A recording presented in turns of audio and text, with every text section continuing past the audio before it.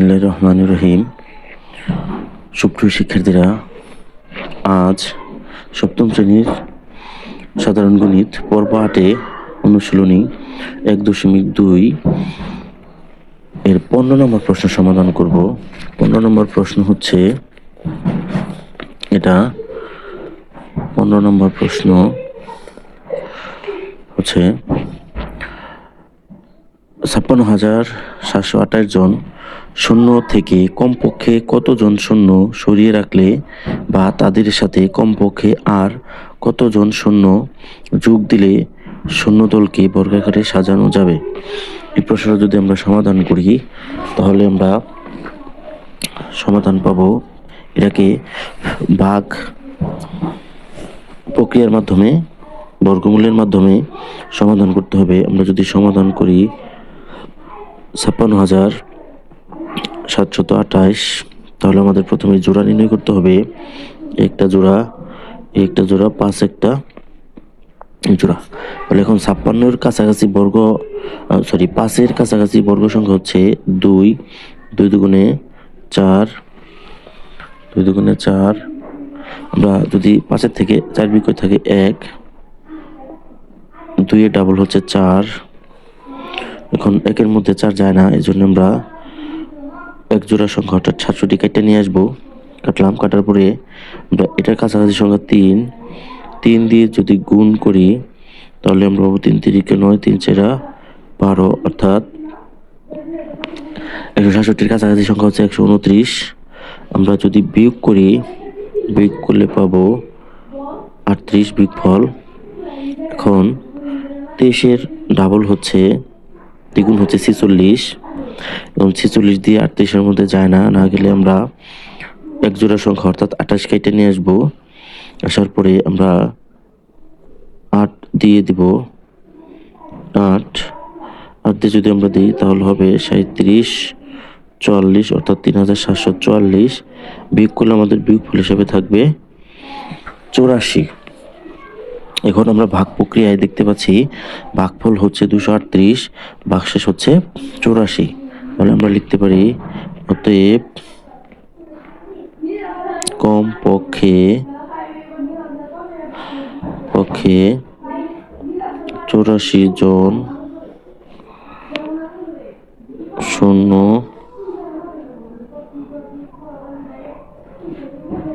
সরিয়ে রাখলে বর্গাকারে সাজানো যাবে। এটা হচ্ছে একটা ফলাফল, কিন্তু ঢাকের মধ্যে আমাদের বলছে কমপক্ষে কতজন জন্য সরিয়ে রাখলে বা যোগ দিলে। আমরা সরিয়ে রাখলাম, কিন্তু এখন যদি যোগ করি লিখে যদি আমরা আবার এই সংখ্যাটা অর্থাৎ 56,728 কি নয় পূর্ণ বর্গ নয়, অর্থাৎ এটা পূর্ণ সংখ্যা না। এর কাছাকাছি পূর্ণ সংখ্যা হচ্ছে আমাদের এই ভাগফলের সাথে আমরা লিখতে পারি যে 56,728 এর কাছাকাছি পূর্ণ বর্গ সংখ্যা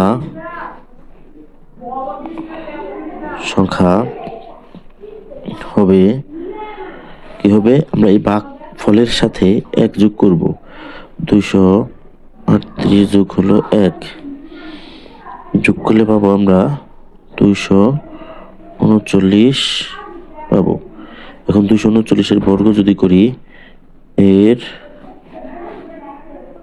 বর্গ হবে 239 গুণ 239। তাহলে দুইটা যদি আমরা গুণ করলে পাবো 57,121, এটা পাবো। এখন 56,721 57,728 থেকে 57,121 যদি বিয়োগ করি, অতএব 57,121 121 মাইনাস 56,728 জন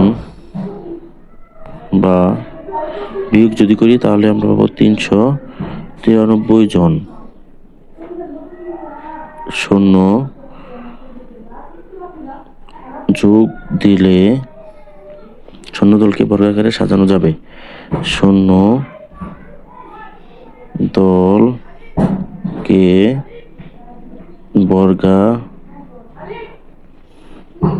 বর্গাকারে সাজানো যাবে। এখন যোগ দিলে শূন্য দলকে বর্গাকারে সাজানো যাবে। আমাদের দুইটার ফলাফল পাইছি, একটা হচ্ছে 84 আর একটা হচ্ছে 393। তাহলে 84 জন শূন্য যদি আমরা সরিয়ে রাখি তাহলে বর্গাকারে সাজানো যাবে। আবার 56,728 সাথে যদি আমরা 393 যোগ করি তাহলে শূন্য দলকে বর্গাকারে সাজানো যাবে। তাহলে উত্তর হিসাবে আমরা লিখতে পারি উত্তর 84 জন এবং 393 জন, এটা আমরা উত্তর হিসাবে লিখতে পারি। 16 নম্বর প্রশ্ন আমরা এখন সমাধান করব। 16 নম্বর প্রশ্ন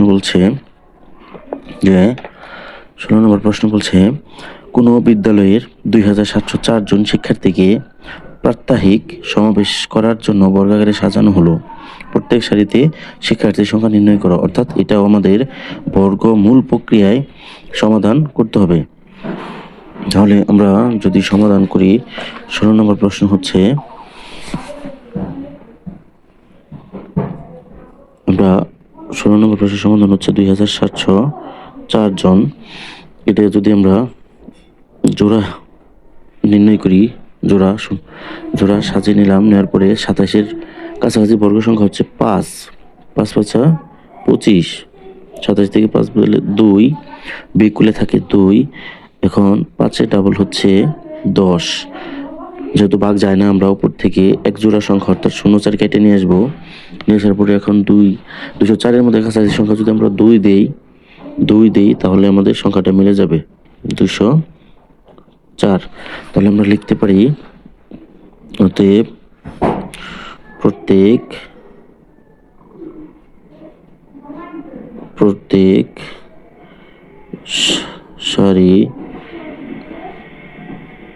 প্রত্যেক সারিতে শিক্ষার্থীর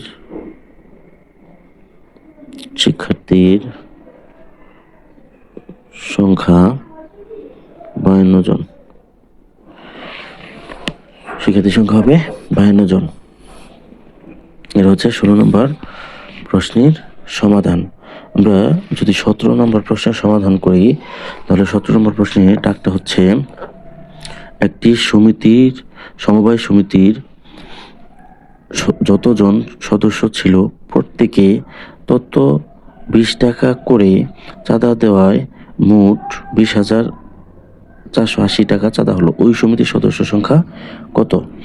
এখন আমাদের এখানে সমিতির সদস্য সংখ্যা ধরে নিতে হবে এবং প্রতিজনে চাঁদা দেয় কয় টাকা করে বলছে, প্রত্যেকে তত টাকা, অর্থাৎ প্রত্যেকে 20 টাকা করে কি দেয়, চাঁদা দেয়। তাহলে মোট চাঁদা কত হবে? এখন আমরা যদি 17 নম্বর প্রশ্ন সমাধান করি তাহলে আমরা লিখতে পারি মনে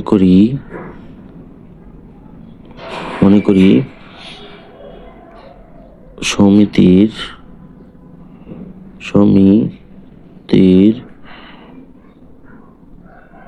সদস্য সংখ্যা কজন, এটা আমরা লিখতে পারি। এখন অতএব একজনে চাঁদা দেয় ক টাকা, তাহলে 20 জনে চাঁদা দেবে কত? তাহলে আমরা লিখতে পারি প্রতি জনে চাঁদা দেয় 20 টাকা, অর্থাৎ একজনে চাঁদা দেয় 20 টাকা। তাহলে কজনে কত দেবে, 20 টাকা দেবে। তাহলে মোট চাঁদার পরিমাণ কত হবে, মোট চাঁদার পরিমাণ পরিমাণ তাহলে 20 টাকা যদি হয় তাহলে এটারে জন দিয়ে গুণ করলেই হবে। এত টাকা বা হইতেছে 20 স্কোয়ার টাকা, মানে বর্গ করলাম আর কি। তাহলে এখন আমরা প্রশ্ন মতে লিখতে পারি, প্রশ্ন মতে লিখতে পারি এই 20 স্কোয়ার সমান মোট চাঁদা হয়েছে 20,480, বা ক স্কোয়ার সমান এই 20 গুণ অবস্থায় আছে, কয়ের সাথে গুণ অবস্থায় আছে, তাহলে সমান চিহ্নের এই পাশে এসে ভাগ হবে 20,480। যদি আমরা ভাগ করি বা ক স্কোয়ার ভাগ যদি করি তাহলে আমরা ভাগ হিসাবে পাবো, মানে ভাগফল হিসাবে পাবো 1024।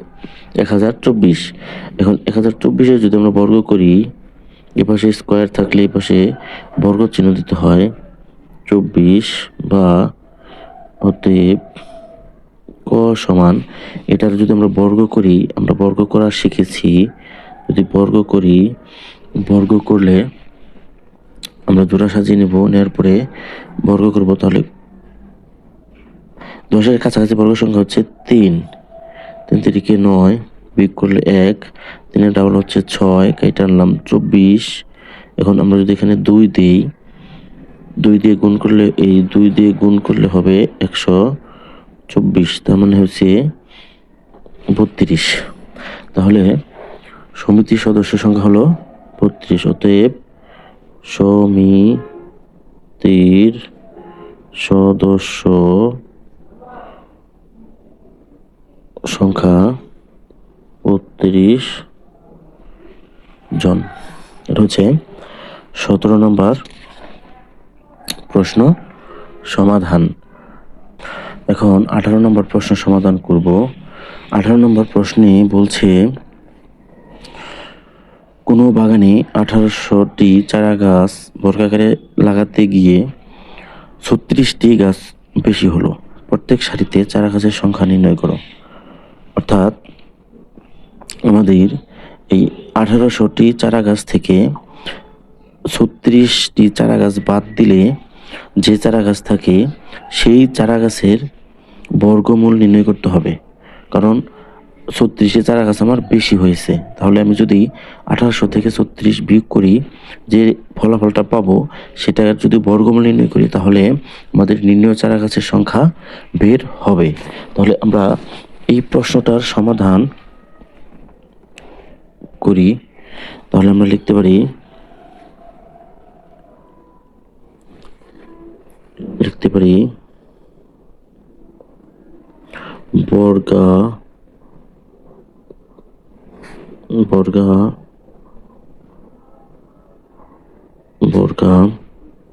বর্গাকারে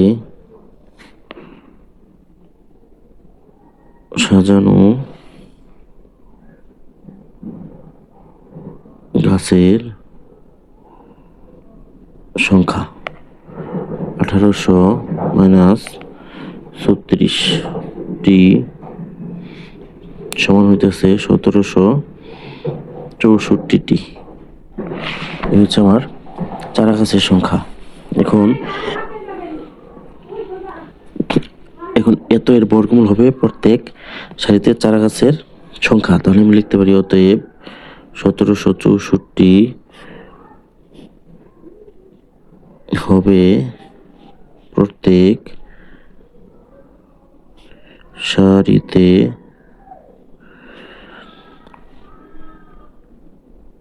চারা গাছের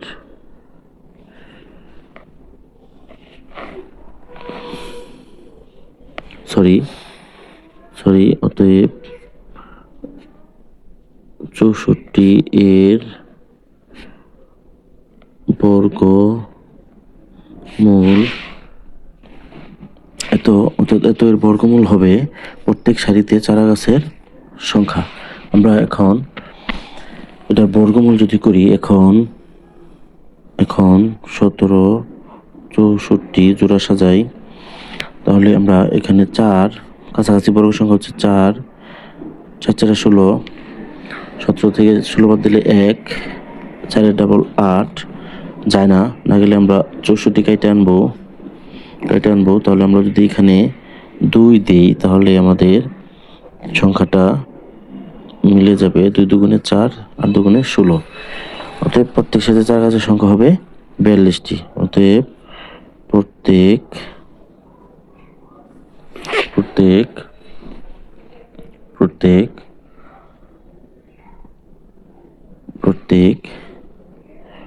সারিতে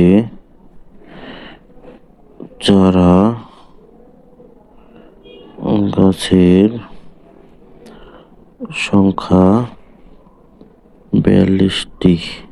এটা হচ্ছে আমাদের উত্তর। যদি আমরা লিখি, এটা হচ্ছে আমাদের উত্তর।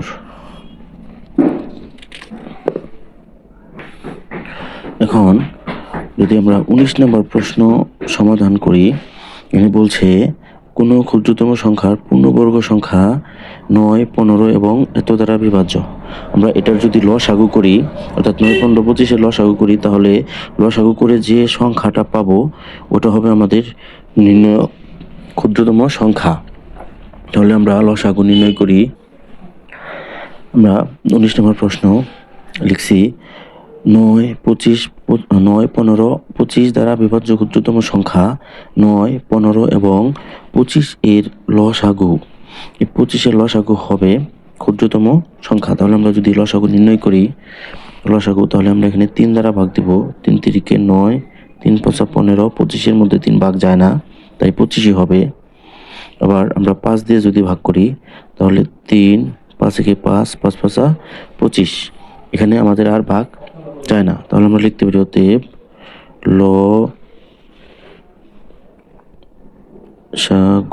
সমান 3 গুণ 5 গুণ 3 গুণ 1 গুণ 5। আমরা একটা লিখবো না, 5 লিখবো। তাহলে আমরা জোড়ায় যদি সাজাই, 3 গুণ 3,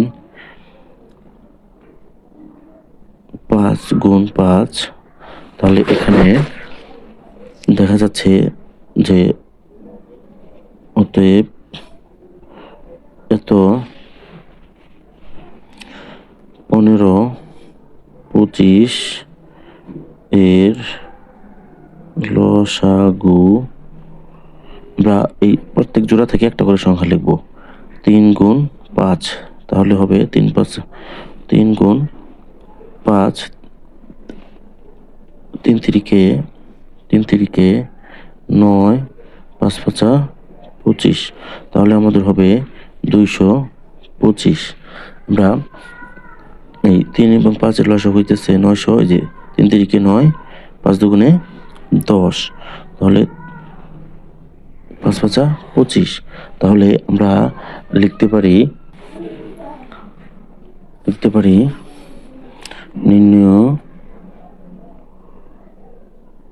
নির্ণয় ক্ষুদ্রতম সংখ্যা 225। সুপ্রিয় শিক্ষার্থীরা, তোমাদের সুস্বাস্থ্য এবং দীর্ঘ কামনা করে শেষ করছি। পরবর্তী ক্লাস দেখার জন্য আল্লাহ হাফেজ। আসসালামু আলাইকুম।